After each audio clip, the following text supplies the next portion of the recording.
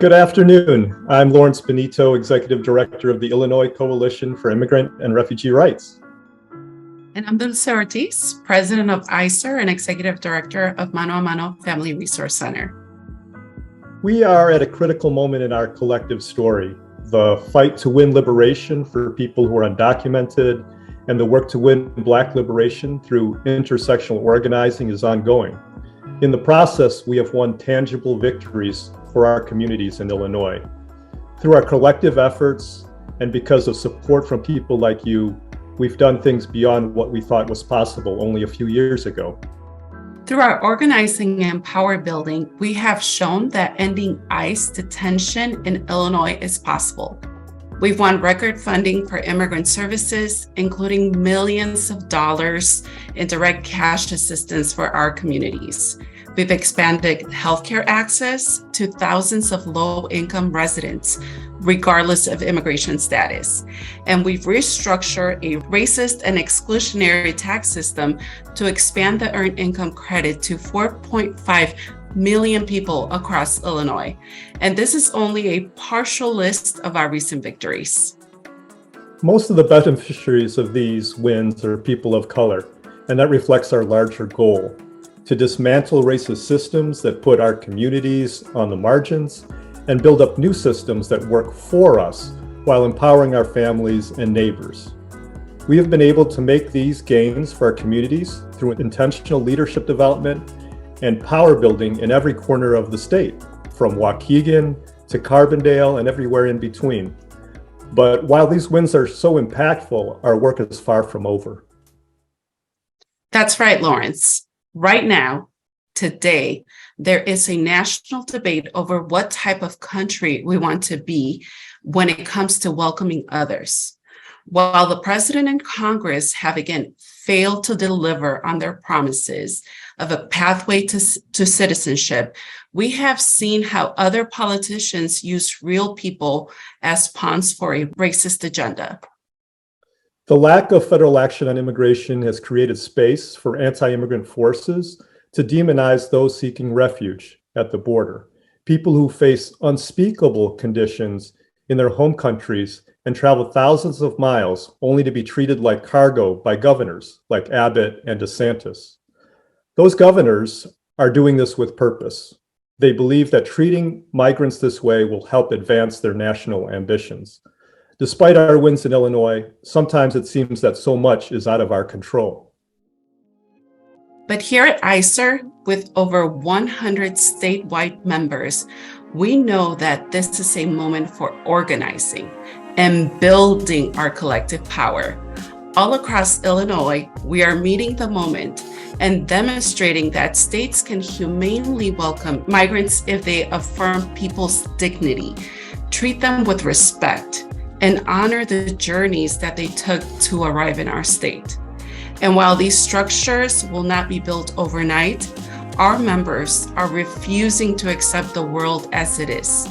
Collectively, we are fighting to move our state and country to what we need it to become for ourselves, for our families, and for our communities. Our work is not about a single campaign win or getting people a piece of paper that changes their status. It is about building a broader movement to win full citizenship, health care, and equity for all.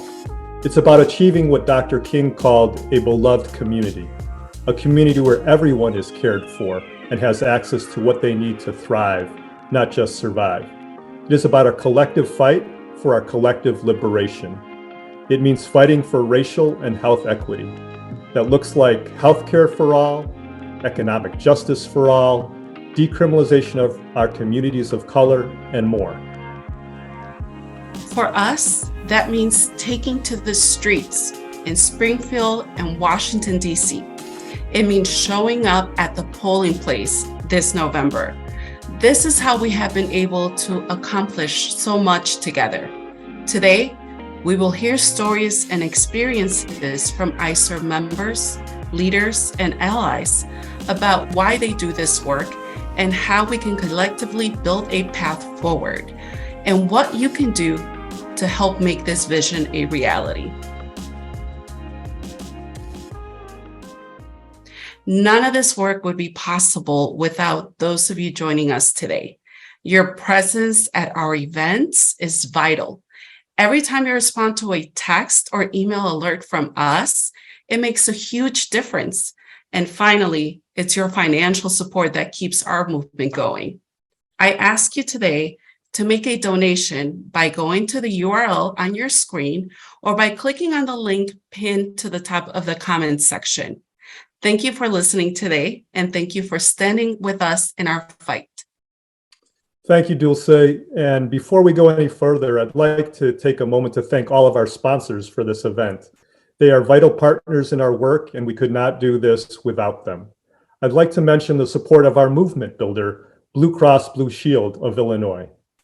And thank you to our change makers, SEIU Local 1 and SEIU State Council, Verizon, and the Marguerite Casey Foundation. Thank you to our advocates, the Chicago Federation of Labor, the Comer Family Foundation, the Grand Victoria Foundation, the Healthy Communities Foundation, the law offices of Susan Fortino Brown, Mano a Mano Family Resource Center, the Walder Foundation, and Western Union. Thank you to our allies, Rush University Medical Center and Sinai Chicago. And finally, a very special thank you to JP Morgan Chase and Community Change. We need to continue to build our power and alliances in a meaningful way, but we need your help. We need your support.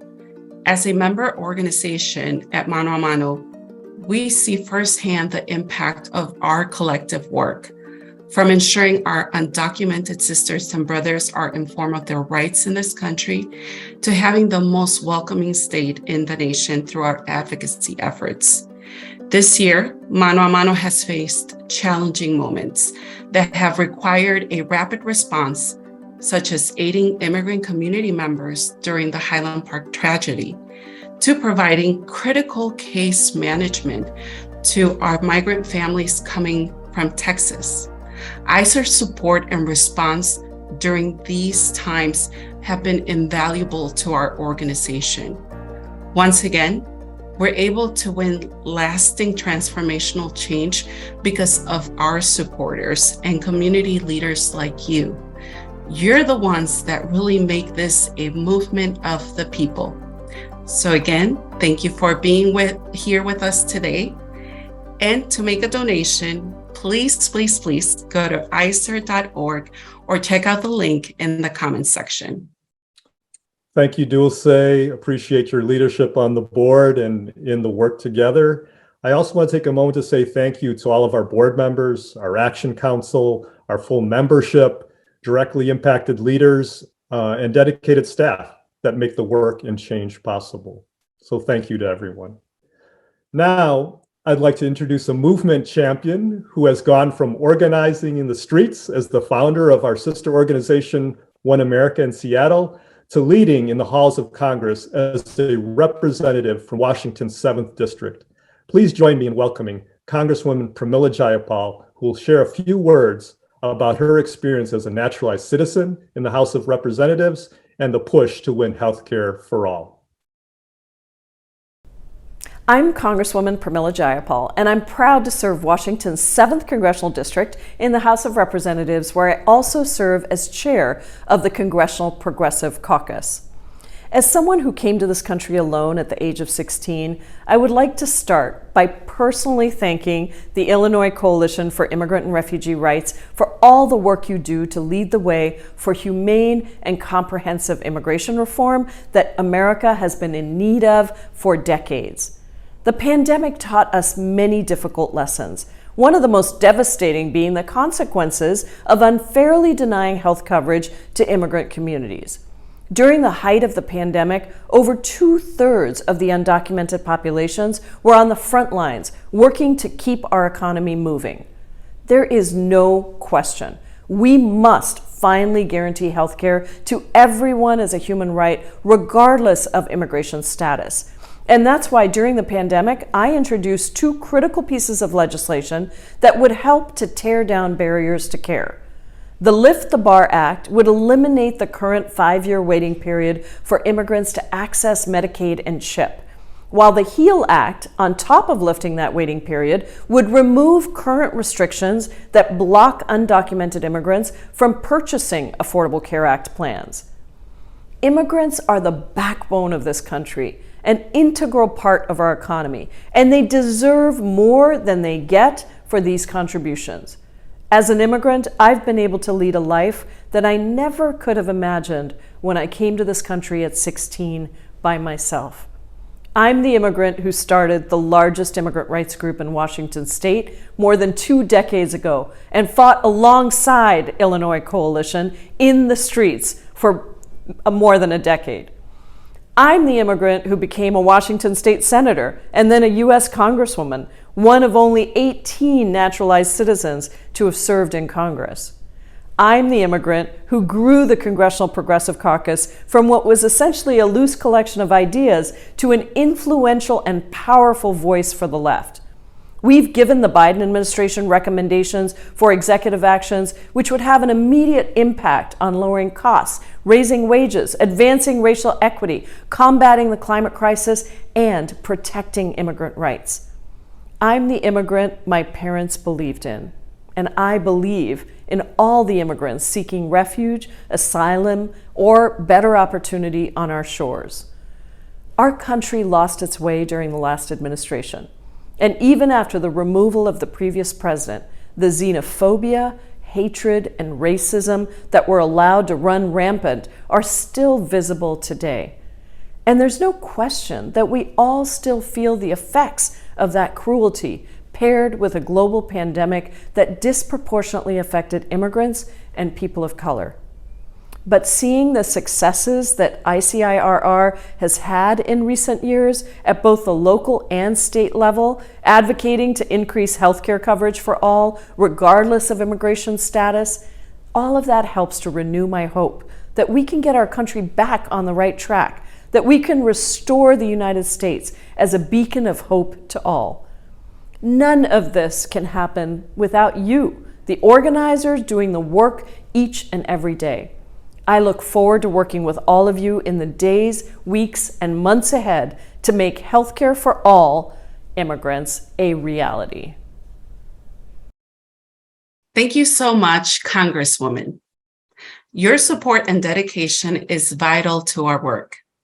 We will now hear from 2 ICIRR members, Fasika Alem from the United African Organization and Louis Rodriguez from the Southwest Suburban Immigrant Project. Hey, so my name is Louis. I'm a leader with SSIP. I started off with SSIP just as a volunteer. Through the second or third time that I was volunteering with them, they noticed my capabilities as a leader, and they decided to bring me on board as a census navigator. So from the census navigator, I started doing work with the community more head-on, getting people registered to fill out the census. From there, it led to other opportunities, and now I'm here. I'm Fasika Alem. I am Programs Director with the United African Organization, but I'm also one of the 3 co-chairs of the Illinois Coalition for Immigrant and Refugee Rights Action Council. I'm originally from Ethiopia. I have been in the US and primarily in the Chicago area since 1993. I believe that we are the experts in our struggles and the issues that we have, and so it's important to make our community and our voices heard, so then that way we can keep the officials accountable. If you want to make a change, you have to be part of the change, right? You can't sit from the outside and expect something to change to your benefit unless you are making sure that you're there to make that happen. So it was very important for us to be at that table. If you're not, as you say, the author of your own story, right? Somebody else will make the decision for you. And so to me, it's very important to be engaged in the conversation, right? Because if you're not participating and making sure that as somebody that is impacted by these policies, if you're not saying how these policies benefit or don't benefit you, and saying what else you need out of this process, right? Somebody else will make the decision for you. I was like, I can't be on the outside talking about what they're not providing, what they're not doing, if I'm not in there to say, this is what I need. And as being, part of a community that is marginalized, right, that is often not part of the conversation, that becomes even more critically important for the work that we do, right? We have to be there to make sure that the conversation centers our voices too, because we can't build power without people power. The issues that SSIP and ICIRR focus on directly impact me and my family, as far as like the direct cash assistance that ICIRR and SSIP were able to, bring out to the community. My family was able to receive $6,000 worth of help that we otherwise would have been, unable to receive through the pandemic because of our immigration status in this country. I myself am an undocumented immigrant from Mexico, and it's tough. So the expansion of health coverage for individuals 42 years old and over, I've seen the changes in my house. Just the other day, my dad got a letter in the mail saying he was approved for health coverage. And my mom being a diabetic, the medications and the treatments that she has to undergo she gets eye injections every so often, and those aren't cheap, they're pretty expensive. So with the health coverage, she's now able to go and not worry about visiting the doctor, not worry about the cost that is going to come after her treatment. And as far as my dad, over the years, because he's worked so much to provide for our family, he's developed a skin condition, and now he can go get that checked out without, fearing how much it's going to cost him after. He came here before we got the chance to be in this country, so he could work to provide for a family, to build a family in this country. He's worked at many different jobs, some of them construction, some of them just general labor, and because of that, he has filed taxes, or he files taxes with an ITIN number, but he's never received any money back that other people do for the longest time, except for with the EITC bill, he's able to get hundreds back from all the hard work that he's done throughout the year. So with me and my involvement with SSIP, we've met with our elected officials and voiced our concerns and the issues that our community is facing, and that's how we've been able to mobilize and do the kind of work that we have been able to do. So then that way we can just go to Springfield and talk to our elected officials and keep them accountable. Some of the things that I've learned from working and organizing is just how powerful we are as a collective and how we can get stuff done if we all come together, and the power that there is in people and the power that there is in getting those people to act. When I joined UAO, even though I had done community organizing for years, I didn't know it as community organizing in the way that I do now. I didn't know it was policy advocacy or community advocacy work in the way that I do now. So I was very much a novice to that area. So to be part of the Action Council was an opportunity for me to really learn, the work, how to do the work, understand the policy development process. And I don't think I could have done it in any, other kind of condition. And in all of those times, I really felt like a fish out of water, right? It was very new to me, but it was a huge learning opportunity over the last 2 years. I feel much more comfortable, I feel much more knowledgeable, and I feel better able to see how I can help my community really engage and make their voices heard. We have seen how others have done it, right? It's been very helpful to be part of a community where others have been able to organize communities around particular issues. And so that's a huge learning moment for me, and in the work that we do through UAO is how do we organize our community? How does this immigration conversation that we're having now really take, into account the varied and unique needs of Black immigrants? particularly as we're talking about white supremacy and the disproportional treatment of Black people generally, not just in the US, but globally, right? How do we take those things into account into this immigration work so that it really influences the outcomes and our views towards equitable change?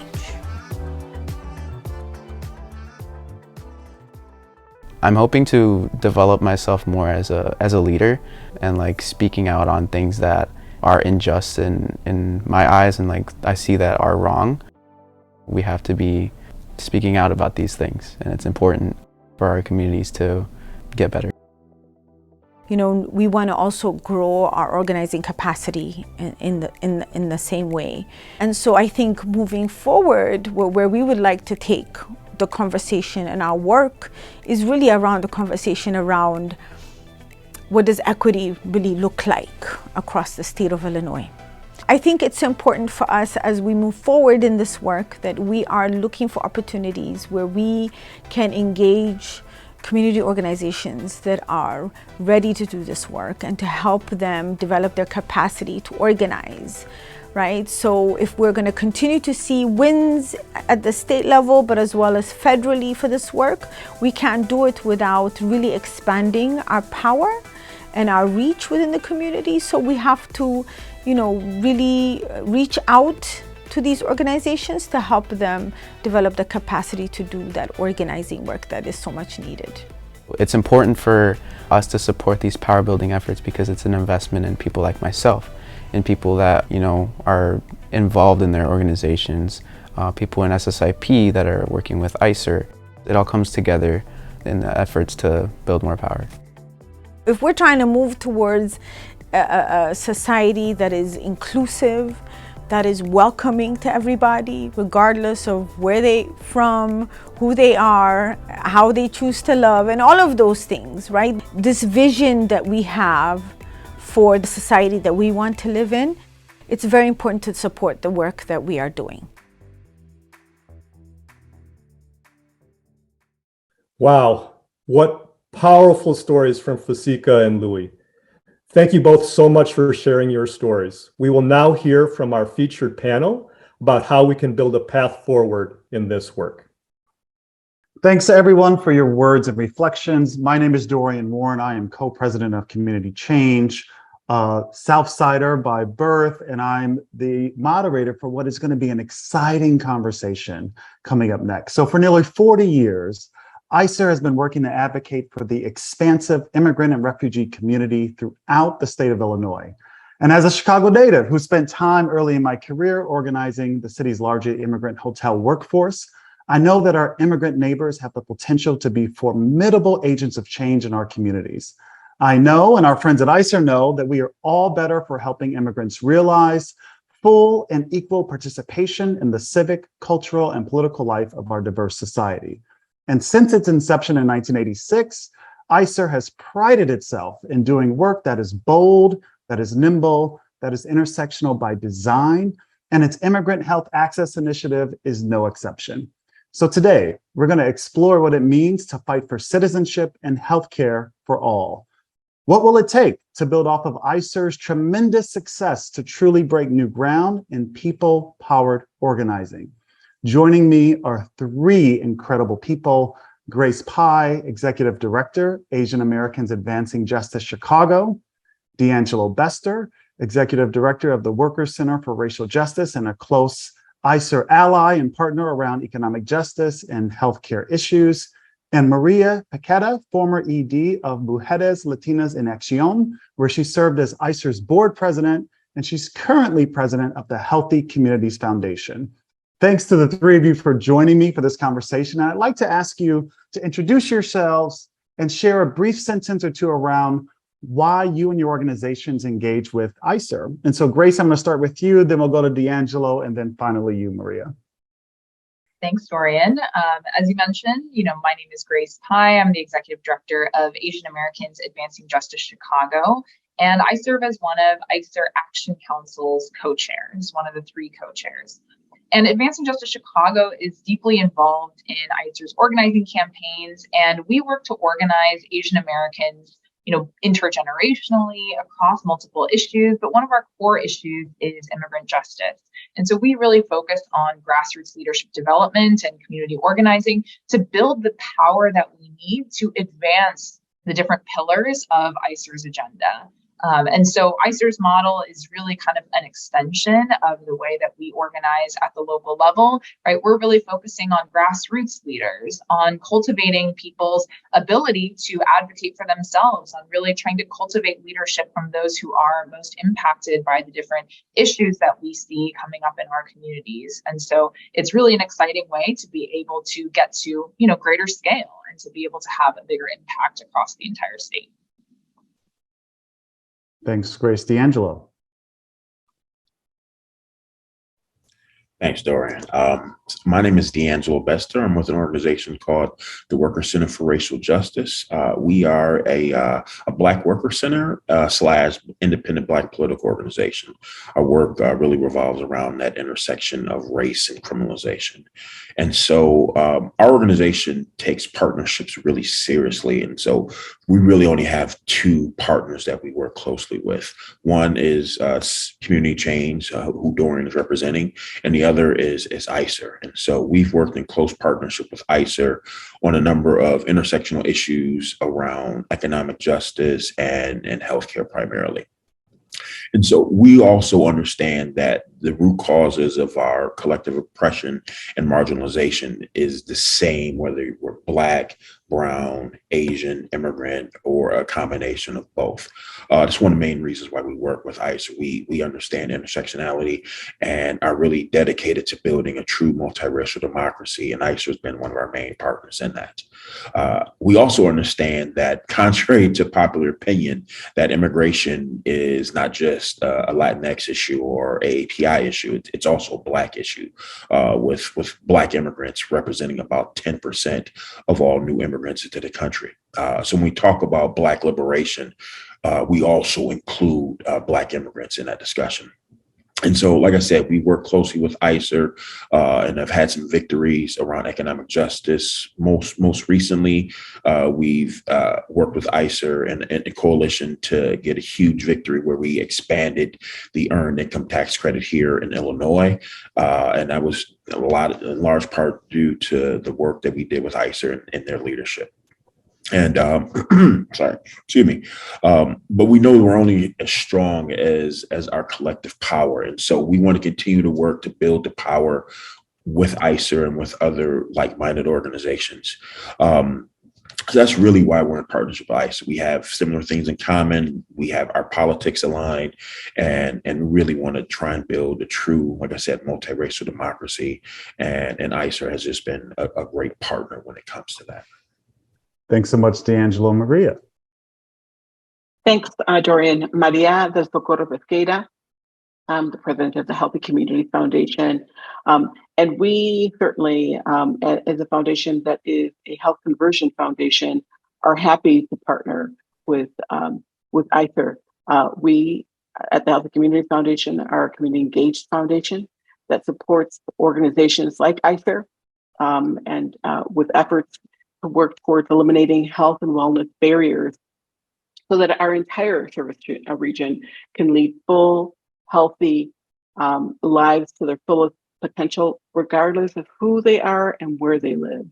So that's who we are as a foundation. As far as how we have partnered with ICIRR, and I've had the pleasure of working with ICIRR for many years, even before my role here at the Healthy Community Foundation, and have seen firsthand how the spirit of collaboration and partnership that ICIRR brings to the table, the spirit of really lifting the immigrant communities with their voices at the table.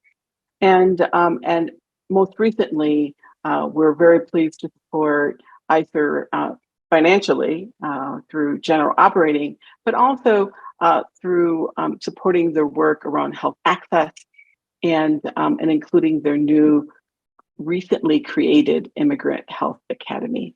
So it is truly a pleasure to be in partnership with ICIRR that helps us be present at a hyper-local and a collaborative approach from across our region. Thanks. Thanks so much, Maria. And wow, what an amazing group of experts and organizers and leaders. And so I really want to get into the conversation because I'm so proud that Illinois has been a true leader in advancing wins for our people due to ICIRR's leadership, the collaboration, the coalition work that we just heard about. Can each of you talk a little bit about the secret sauce for ICIRR and its partners? So share a little bit about what you've won this year and how you've done it. And Grace, I'm going to come back to you, then we'll go to DeAngelo and then Maria. Yeah, I mean, this past year was one of the most successful in ICIRR's history. And I think the last 5 years have shown that each year we win something, we come back the next year to win more. And that's why building power is so central to ICIRR's approach, that through our membership, all of our members, we're moving our members to build that power building capacity. Right? Not all organizations kind of know how to develop grassroots leaders or know how to mobilize folks around a legislative agenda, but ICIRR is really focused on creating that and expanding that ability across its entire membership. So, over this last year, we saw kind of big wins on healthcare expansion, on expanding the earned income tax credit, which DeAngelo mentioned. We won millions of dollars in direct cash assistance and guaranteed income for people who were left out of that support, especially at the federal level. We created those supports at the state level. We created a task force to explore legal representation for those who are in deportation proceedings.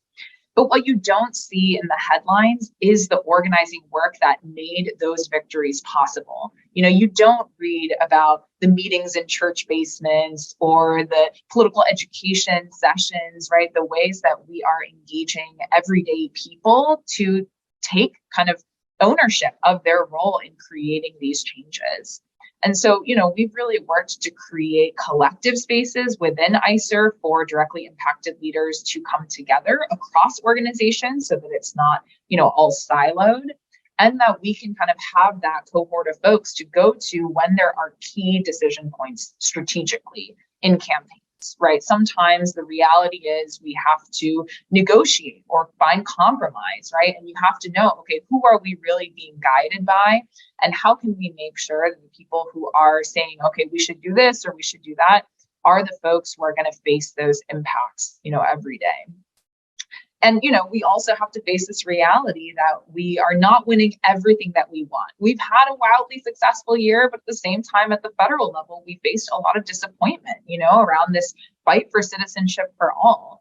And so we have to continue to build power. And that, I think, is, a huge focus area, continues to be a huge focus area, because we know that even though we've been able to mobilize hundreds of people to go down to Springfield to advocate for our legislative priorities, that we need more than that.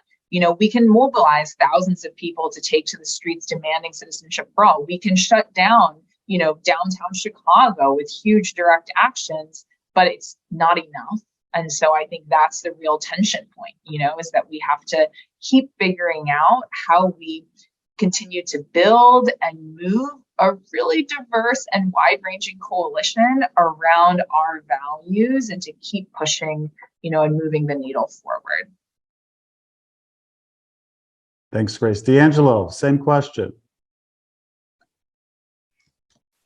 Yeah, so what Grace said was completely on point. It's also, I said earlier, we know that the root causes for our collective oppression is the same. And we know that we need to join forces. And that's one of the main reasons why we love and are in partnership with ICIRR. Not just because it's the right thing to do or because we needed to win when it comes to political alliance building, but because all of our struggles are linked. We are all kind of on this planet together, all of us kind of facing the same type of oppression. If we're serious about comprehensively dismantling white supremacy, patriarchy, I would say capitalism, then it's going to take all of us through a broad and comprehensive approach.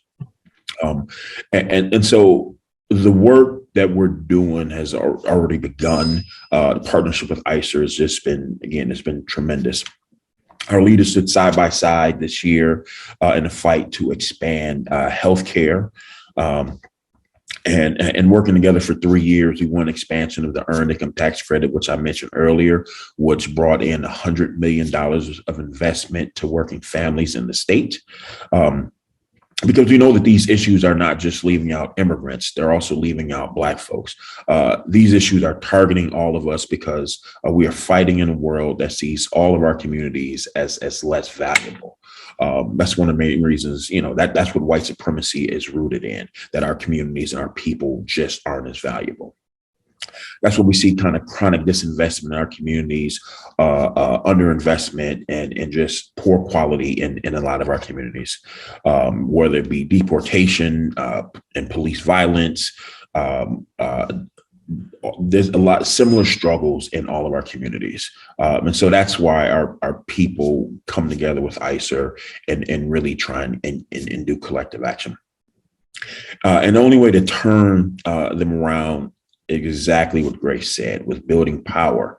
It needs to happen in our communities. And we've seen what we can achieve through wins and through coming together and building collective power. And I would just, also like to say that what I love about working with ICIRR is that, again, I talked before about building kind of a broad multiracial democracy for our society. ICIRR and a diverse coalition that they've brought together and have built over the past, however many years, I think it's a microcosm of kind of a true multiracial democracy that I would like for us to build in society. Thanks so much, DeAngelo. Maria, same question, the secret sauce of ICIRR.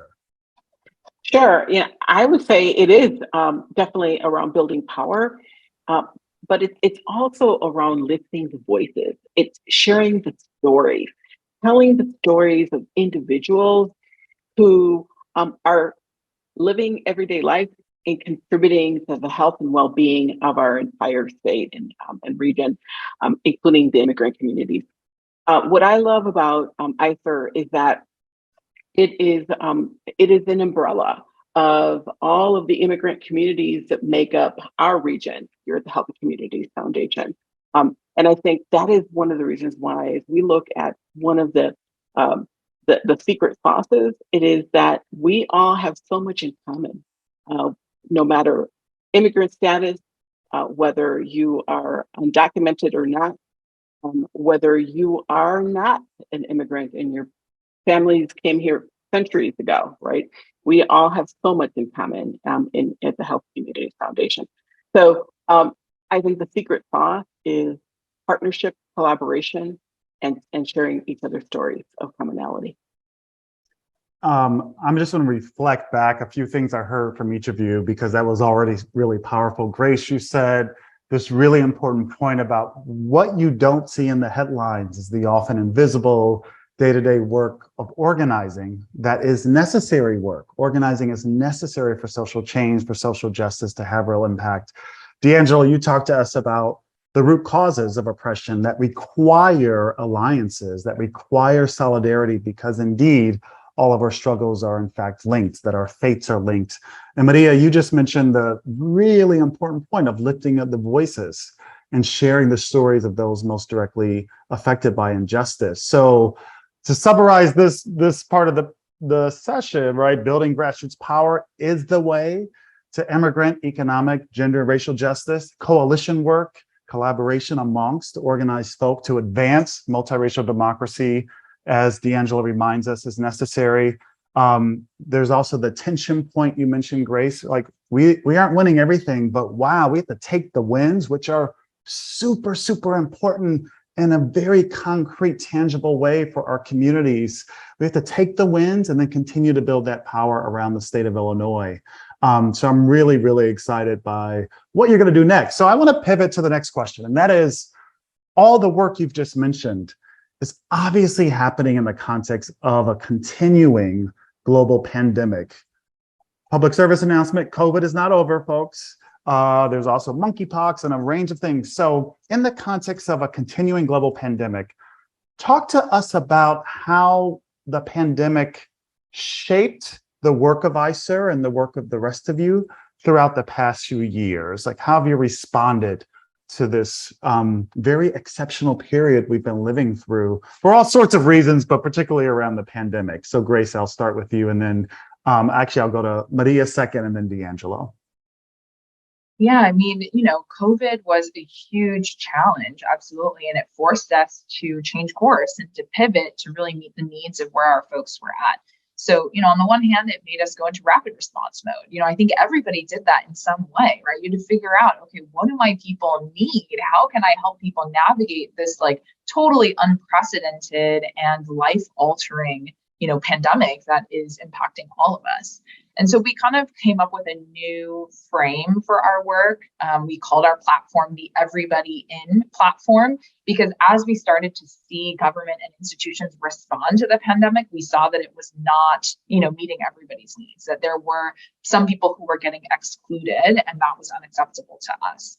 And so, I think that's a helpful frame long term too. It's like everybody in for COVID response, but everybody in forever, right? We need to make it so that at every policy moment that legislators and lawmakers are like kind of prioritizing everybody in our communities, especially those who are most marginalized and who are most often left out. So, the clearest way that we did this, of course, was through direct cash assistance. We worked to make sure that there was expanded direct cash assistance for those who were left out of federal assistance, and that the state also provided assistance.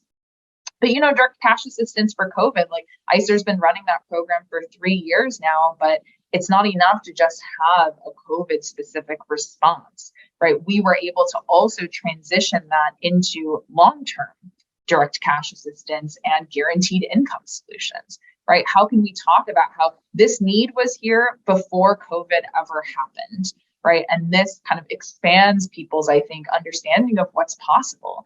And that's really at the core of what ICIRR is doing. We're pushing the envelope. We're changing what people think is possible, particularly decision makers, right? People who have that ability to change our realities and to create more resources for our communities. And so, I think a prime example of that is around ICIRR's work to end immigrant detention in Illinois. If you had asked somebody 5 years ago if they thought that it was possible to completely eliminate immigrant detention in Illinois, they probably would have laughed or been like, oh, like that's probably not possible. That's a nice idea, but we might not have enough power to do that. But year after year, we came back for more. And, we were able to completely end immigrant detention in Illinois. We don't have any immigrants detained in Illinois right now.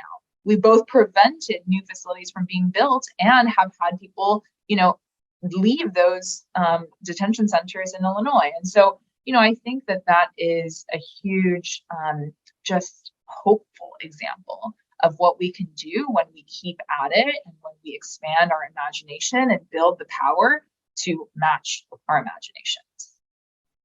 Thanks so much, Grace. That's incredibly inspiring. Maria, I want to ask you the same question, just in terms of how the pandemic has shaped the work of ICIRR and its allies in this moment. Sure. Thank you for that question. And as we think about the role of ICIRR, and as we also take a look at how the pandemic has shaped and shifted the work, we knew beforehand that there were racial and health inequities among immigrant communities in our region and across our state and across the country. We knew this.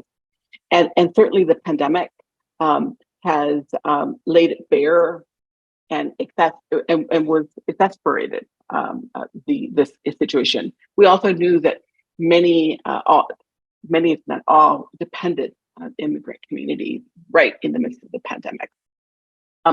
So as we think about the fact that all of this is happening, and yet from a place of who was, especially in the earliest days of the pandemic, who was hit the hardest, both economically and health-wise, certainly the immigrant communities were hit the hardest.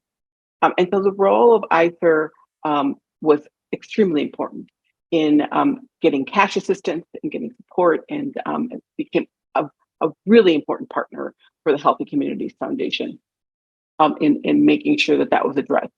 When we look at the fact that we knew that during the pandemic, all of our health were interconnected, right? And so as we address the need for health coverage, it was not just for one, but needed for all.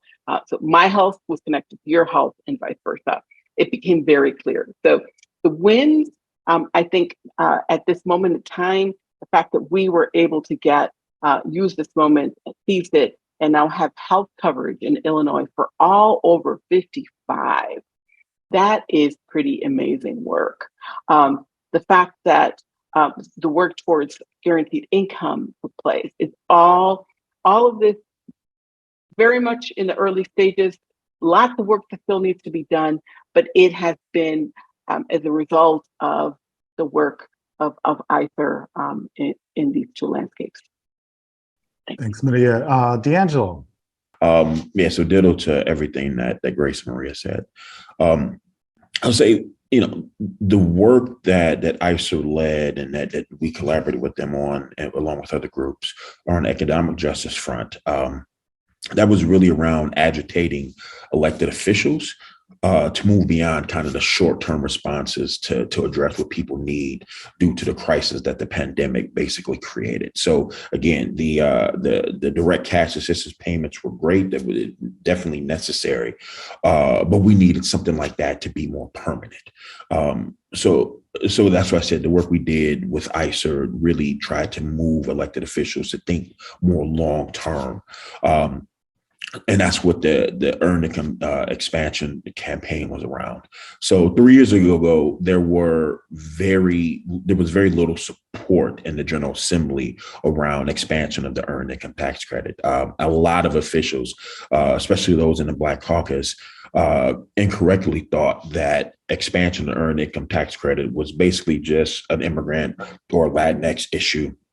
Because part of the bill would allow for I-10 filers to receive it.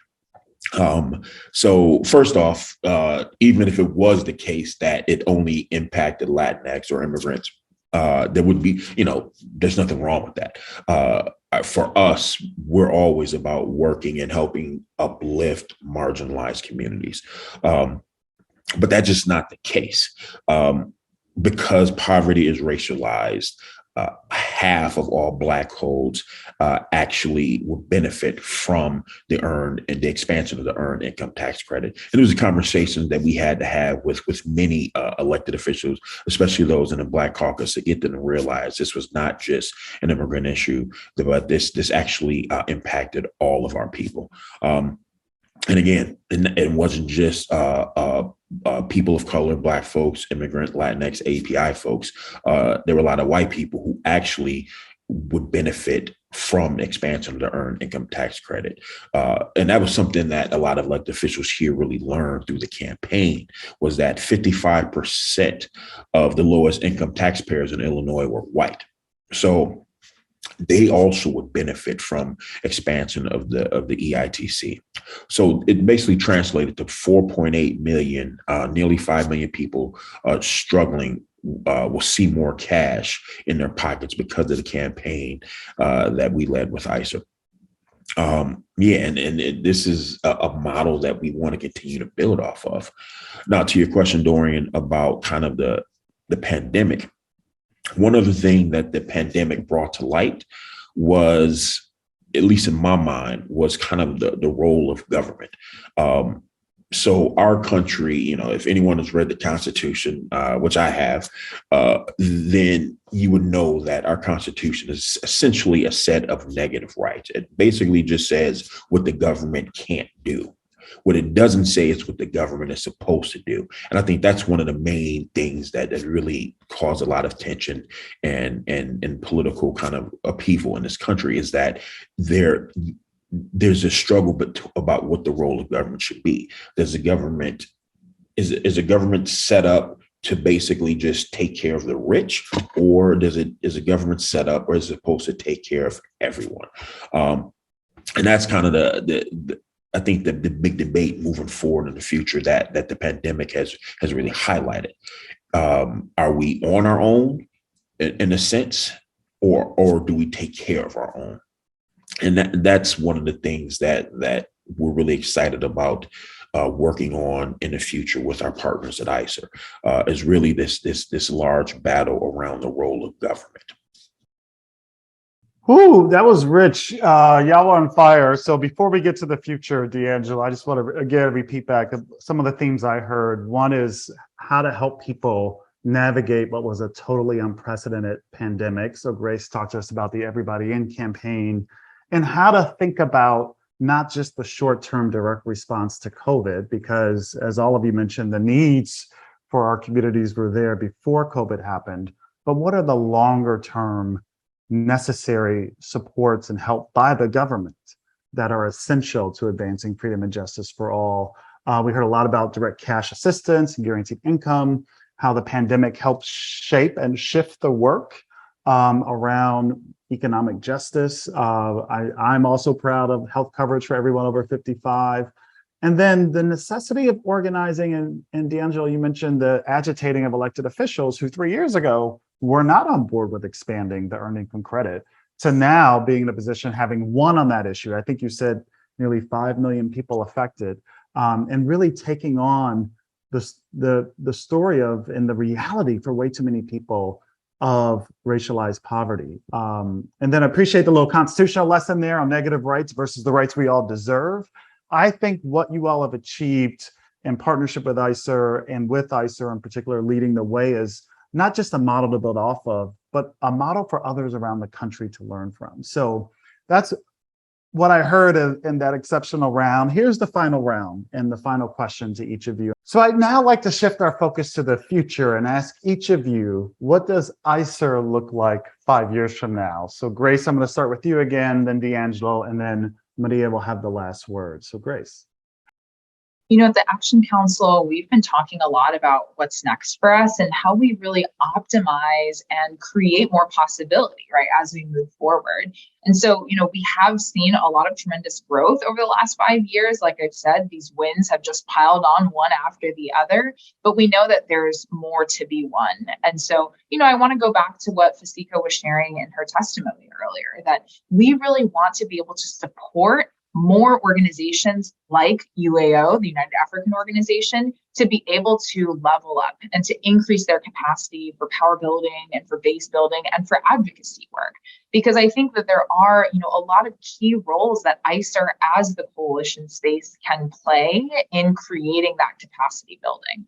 And so we want to, you know, continue to bring more directly impacted folks to the table, to expand the base, to identify solutions, you know, hand in hand with our community members and to win on our issues with them playing key roles. But that means that we have to be able to reach more organizations and get those organizations to be able to do that deep leadership development, you know, to encourage their leaders to come down to Springfield. I mean, we've seen this internally at Advancing Justice Chicago. You know, it can be deeply transformative for a leader to be engaged in a campaign from start to finish, for them to have that opportunity to lead a political education, you know, session with other community members, to lobby a legislator for the first time, to do civil disobedience hand in hand with other folks who share their values, you know, and maybe have different identities. That is a really powerful experience.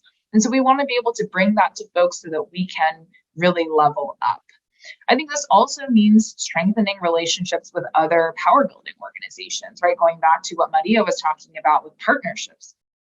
Partnerships are crucial, you know, and we have a really diverse coalition within ICIRR, but there are other partners that we can also work with on those areas of shared interest, you know, and we want to really continue to invest in a pipeline of leaders. We've seen incredible ICIRR members, ICIRR affiliated folks, former ICIRR staff become elected officials in Illinois. I mean, there's a huge list. You know, I don't want to name everybody because there's so many of them, but that is a huge sign in and of itself, right? And they're not all Latinx. I think that's another huge thing, is that we're also investing in people's, you know, like analysis and ability to legislate with all of these different communities and all of these different nuances in mind.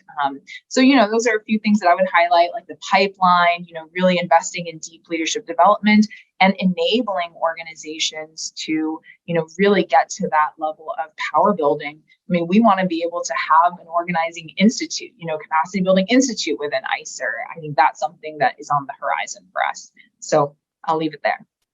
Thanks so much, Grace. DeAngelo, what does the future hold for ICIRR? Well, I say, the future is bright for ICIRR. We look at ICIRR as kind of our big brother, big sister. They are an organization that we're kind of striving to be. Grace mentioned it before about, many of the former ICIRR staff member and leaders who are now in elected office. And I always say the ICIRR caucus down in Springfield is larger than the Progressive caucus down there. So I think I can say that the future is bright for ICIRR. But the future also around kind of a collective work, which is all rooted in collective collaboration. It's really about movement building, and we're honored to be part of that collective growth and do movement building work with ICIRR. I say this a lot. I got it from a mentor of mine, but we are really happy to collaborate with ICIRR because they don't believe in building an empire. They believe in building a movement. So for folks that don't know or never seen it, there was this movie called Highlander. Came back out in the 80s. Dorian, you may have remember it. And the theme of the movie was basically movie is about a ton of people who were a bunch of immortals. They went around chopping each other's heads off. And the theme of the movie was, in the end, there can only be one. And unfortunately, that mentality is prevalent in some of in this field that we're in. What I'm so happy about with ICIRR is that they don't have that mentality. They have a real kind of collaborative mentality, and again, are all about collective action and building a movement. So for us, a stronger ICIRR in the future only means a stronger Worker Center for Racial Justice, and a stronger Worker Center for Racial Justice also means a stronger ICIRR. We feel that our future is intertwined with ICIRR's, and really happy to collaborate with them. So we'll continue to build relationships across our communities, and join together to win more and bigger stuff. So for me, that's what the future holds for ICIRR. Thanks so much, DeAngelo. Last but certainly not least, with the last word of this question about the future, Maria. Great, thank you. As I think about the future of ICIRR, I'd like to first begin with thinking about where ICIRR has made work possible.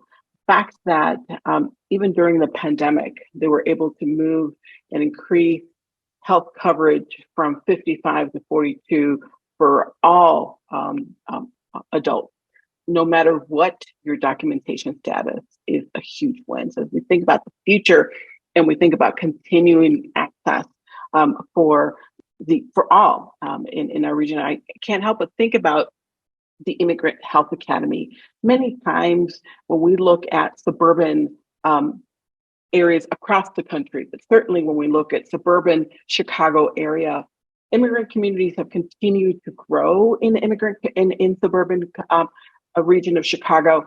And the Immigrant Health Academy that ICIRR has put together will really look at addressing access, really looking at addressing access, really looking at addressing the social determinants of health for the immigrant community. So as I think about the future of ICIRR, it means that immigrant communities as a whole, across the city of Chicago, across the state, but certainly also in suburban Chicago, we will have stronger, healthier communities thanks to the work of ICIRR. Thanks. Thanks so much, Maria. And thanks so much to all of our panelists. Thanks to Grace, thanks to DeAngelo, thanks to Maria. I am so grateful for your time and especially for your work. I have to say it's been a delight and honor to be in conversation with you. There is so much to be learned from what we've been talking about in terms of this work with ICIRR that can be applied all across the country. And I want to say to you watching, those of you watching, this is what multiracial, multi-ethnic democracy looks like in action.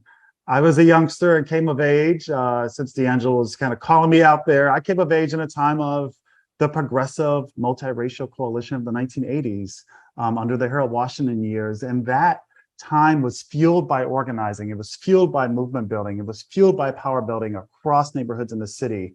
And I am now leaving this conversation similarly inspired, very curious, and frankly, doubling down on my own support for ICIRR and its allies across the state of Illinois. As we've seen today, none of this work can be done alone. So everyone has a role to play. Each of you has a role to play, including funding this work. So please, please consider making a donation at the end of today's program. With that, thanks so much for joining us, and we'll see you next time.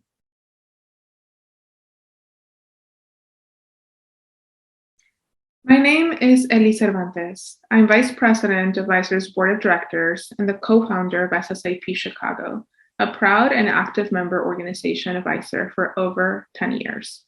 I am undocumented and have been a DACA holder for also almost a decade. And on behalf of our member organizations and our board, I want to thank you for watching today. A special thank you also to our speakers and our panelists, as well as our supporters and our sponsors. Before we conclude today, if you haven't had the chance to make a donation, now is your opportunity to do so. You've already heard how much we have been able to accomplish in the last year alone to continue building the road towards citizenship for all. It has been an historic year. Despite how many obstacles attempt to deter our fight, we have absolutely moved the needle of justice. So while you prepare your debit cards or your credit cards to leave your support on the link you are seeing on your screen right now, I'm going to share just a few examples of what the work ICIRR does looks like at the ground level and at the personal level. At the height of the pandemic, my father was able to get fully covered under the Medicaid expansion for immigrant seniors we won in Illinois. For the first time in 30 years, he now has a primary care physician and his diabetes is under complete control. This year, the additional expansion of Medicaid for immigrants ages 42 and over means my mother can finally stop paying out of pocket to manage the rheumatoid arthritis. Both my parents are also proud promotores de salud in their communities, alerting and educating others about their healthcare rights. And many more líderes at my organization have trained under the Immigrant Health Academy, activating their own stories of access to healthcare to organize others. Beyond this work, DACA recipients and undocumented youth at SSIP are leading the work in legal representation through the New Americans Initiative, cash assistance for hundreds through the Immigrant Family Support Program, and getting out the vote through the Democracy Project. As we await a DACA decision from the Fifth Circuit Federal Court, we are mobilizing each other and our community at large to ensure that our voices are at the center of the conversation. And this is what it means to build power, not just any power, but the power of the people. We don't just organize for our rights. We are organizing for our lives. And this is why you should donate today. Take a moment, a break from your lunch perhaps, 2 minutes from your day today, and contribute with your heart and your mind. I can guarantee you that contribution will have a lasting impact. Just like someone's donation before you had a profound impact on my life. Gracias. And as always, sí se puede.